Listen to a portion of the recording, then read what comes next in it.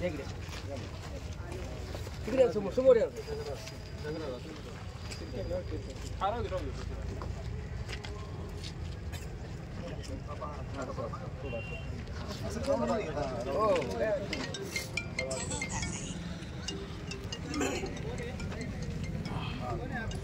साधी फटाके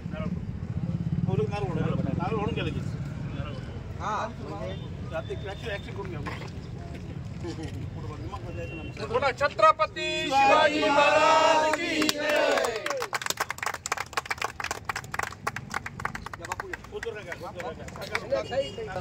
मी घेतो ना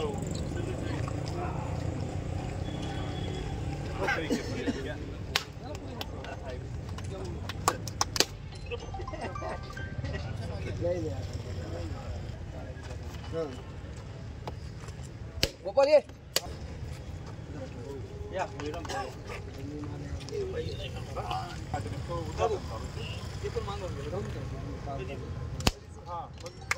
आज या ठिकाणी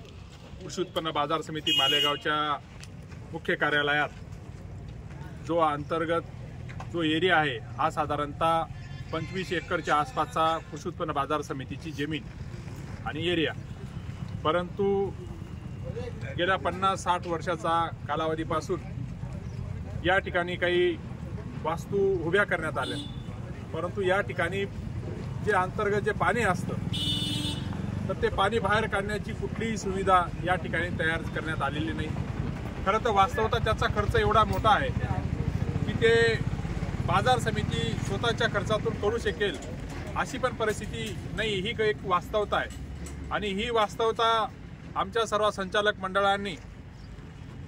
आमचे सर्वांचे आदर्श आणि आमचे नेते शालेय शिक्षण मंत्री दादासाहेब भुसे यांना 1 महिन्यापूर्वी ज्या वेळेस या ठिकाणी त्यांच्याच आमदार निधीतून 25 लाख रुपये काँक्रिटीकरणासाठी देण्यात आले आणि त्याचा शुभारंभ करण्यासाठी एक आम्ही छोटेखानी उद्घाटनाचा कार्यक्रम या ठिकाणी ठेवला। आणि त्यावेळेस आमचे संचालक आदरणीय आमचे मित्र विनोद भाऊ चव्हाण यांनी साहेबांना एक विनंती केली की आमची संचालक मंडळाच्या वतीने अशी विनंती आहे साहेब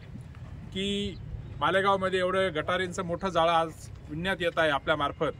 परंतु आमच्या मार्केट कमिटीची परिस्थिती ही हालाकीची आहे, तिचा खर्च मोठा आहे आणि तुम्ही जर ठरवलं तर त्या ठिकाणी आमची व्यवस्था करू शकाल। आणि त्या शब्दाची एक जाण ठेवून फक्त एकाच महिन्यामध्ये दादासाहेब भुसे यांच्या प्रयत्नातून आणि महानगरपालिका मालेगाव यांच्या प्रयत्नातून खरं तर या ठिकाणी आम्हाला 2 कोटी रुपयाची अशी भव्य योजना या ठिकाणी दिली आणि त्या योजनेचा शुभारंभ म्हणजे ड्रेनेज वॉटर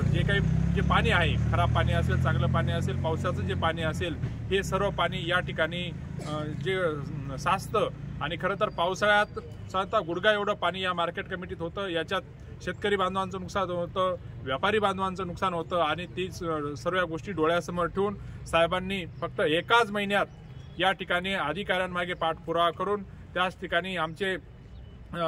सभापती असतील, उपसभापती आमच्या अरुणाताई असतील आणि संचालक मंडळ असेल, आमचे सचिव कमलेश पाटील साहेब असतील, यांनी पण कागदपत्राची पूर्तता करून महानगरपालिकेकडे सर्व कागदपत्र दिले आणि साहेबांच्या पाठपुराव्याने एकाच महिन्यात 2 कोटी रुपयाची योजना या ठिकाणी झाली आणि मंजूर झाली। आणि या ठिकाणी आज खरं तर त्याचं पण उद्घाटन सोहळा त्यांचा म्हणजे